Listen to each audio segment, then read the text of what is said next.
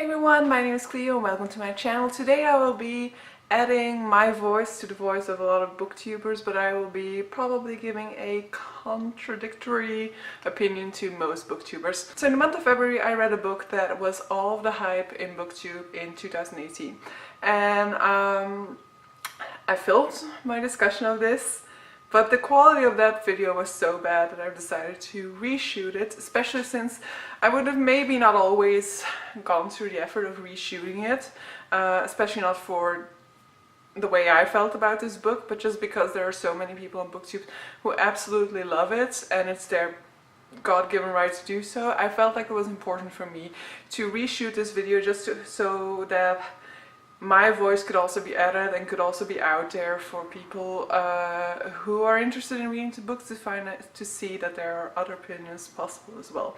Now, if you absolutely love this book, my saying that I didn't necessarily enjoy it as much as you did does in no way take away from your enjoyment of the book, I hope. We are all entitled to our own opinions, and there will definitely be books that I absolutely love that other people don't love. I have a book club, I know what it's like. Most of the people in my book club complain that I always like the books that they don't like, so I mean, to each their own. The book that I'm talking about, in case you hadn't already kind of figured it out, is The 7 Husbands of Evelyn Hugo. Now, The 7 Husbands of Evelyn Hugo, it came out maybe in 2018, but I think it maybe even already in 2017. But in any case, it was all the rage in 2018.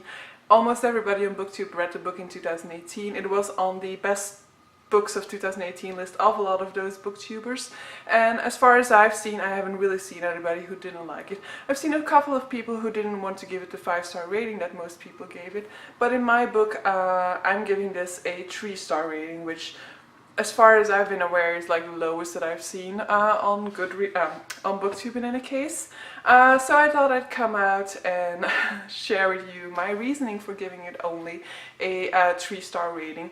Now mind you, 3-star rating is not bad. It doesn't mean I hated this book, it doesn't mean I didn't like this book. It means I thought this book was average. I thought it was okay. I didn't necessarily feel like it deserved all of the hype that people are giving it. Now in The 7 Husbands of Evelyn Hugo, Evelyn Hugo, who's a major movie star, let's consider her like the Marilyn Monroe of her time. She's always been kind of like a mystery. People don't know too much about her life. She's best known for having had 7 husbands, and all of those husbands have passed away already, so there's nobody to tell the story of what it's like to be Evelyn Hugo but Evelyn Hugo herself. And so she's never really given any interviews or anything like that. And so at the beginning of this story, she reaches out to a magazine telling them that she wants one of their writers, a particular writer, to come down, talk to her, and write a story on her. Now the story that the magazine is expecting is different than the story that she'll actually be giving, because actually she wants this writer to write sort of a reveal-all story, a biography about Evelyn Hugo's life. So basically we are following the story about Evelyn Hugo and her 7 husbands and the great love of her life. Now I was very much hesitant to go into it at first, just because it was so hyped.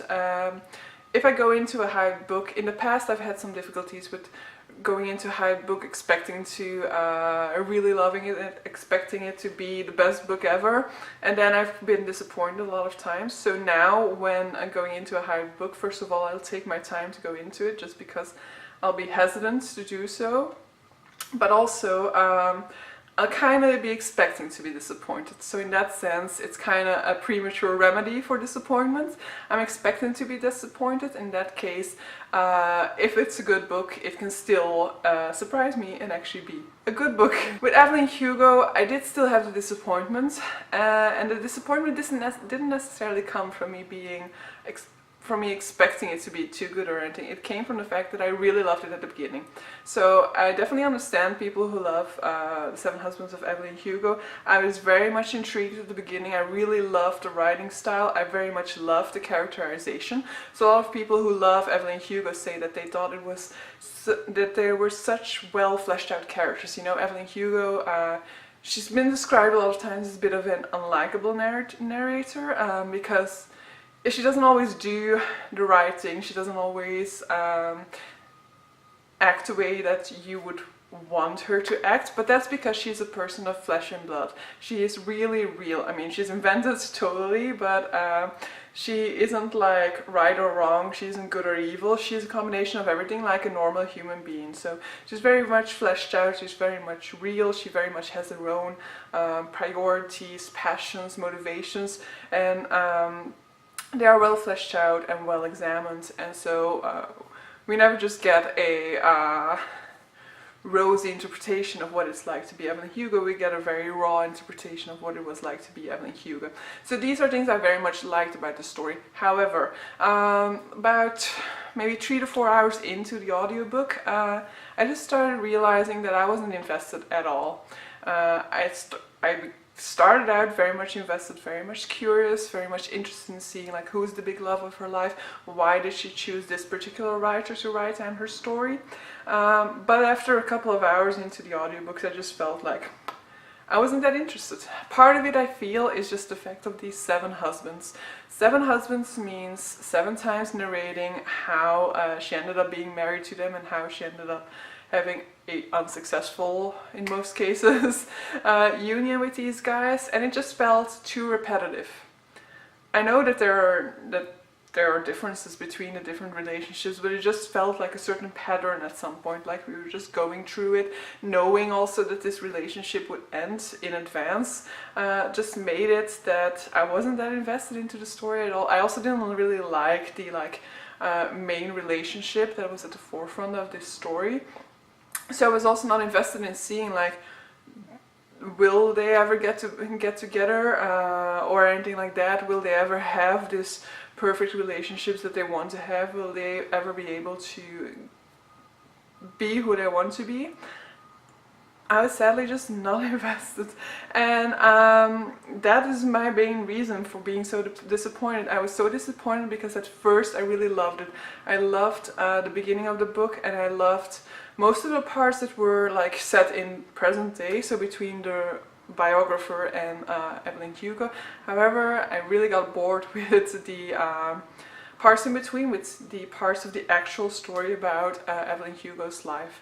I must say this in the end even became like really literally checking the time left on the audiobook almost every 5 to 10 minutes. So I understand why people liked it. For me it was just very much average. I didn't really get why people said it was one of the best books of all times. Even some people, I felt there was very much stereotypes in there, like stereotypical messages of pursuing your passion, of when life gives you opportunity, going out and reaching for them, grabbing them, and doing whatever necessary to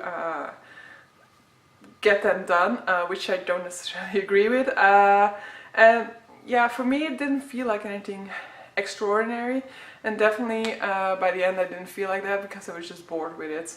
But so I just wanted to put this opinion out there because I feel like if you're going into the story, it's nice knowing that there are also some people who had some bad experiences with it, just so that you know that there is that possibility, you know. No, it isn't because all of those people really loved it and you don't, that you missed something in the story. It just means that you have different opinions on book, as we all do, that you have different maybe life experiences that have made it that you have a different feeling with this book. Might mean that you have a different emotional connection with the story or something like that. I had no emotional connection with this story at all, which is the reason why I couldn't rank it so high, because yeah, stories that rank super high to me are stories that I either felt were so beautifully written, so wonderfully crafted, or that touched me on an emotional level. And so for this one it was neither. But so in spite of my disappointment with Evelyn Hugo, I do really want to read other stuff by Taylor Jenkins Reid. Now the reason for this is, first of all, I was intrigued at the beginning. I was very much intrigued, sucked into the story. I very much liked the characterization and the way in which the characters were given a voice. And so those are all aspects that make it clear that Taylor Jenkins Reid's writing is something that could be for me. And while researching this video, I went through a lot of like reviews on Goodreads. Most of them were 5-star ratings, a couple of 4 stars, and then occasionally we'd come across a rating that's super low, somebody absolutely abhorring this story.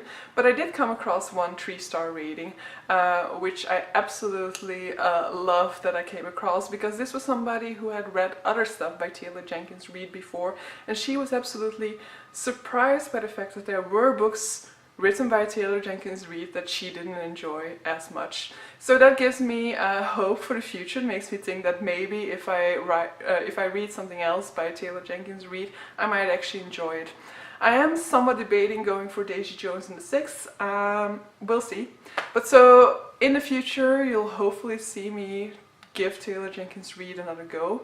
That being said, there's a lot on my TBR. But so yeah, I hope you enjoyed this video. I know it might contradict your opinion about The 7 Husbands of Evelyn Hugo, in case you already read it.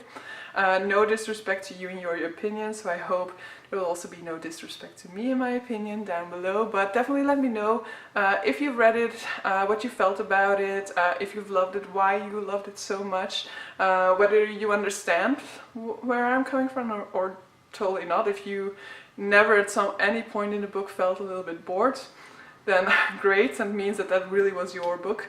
But yeah, let's see. I hope to see some interesting comments down below about different experiences with The 7 Husbands of Evelyn Hugo. So if you liked this video, please give it a thumbs up, and I would definitely hope that you would also maybe subscribe if you want to see more of my content in the future. But so yeah, for now, just have a nice day and I'll see you next time. Bye!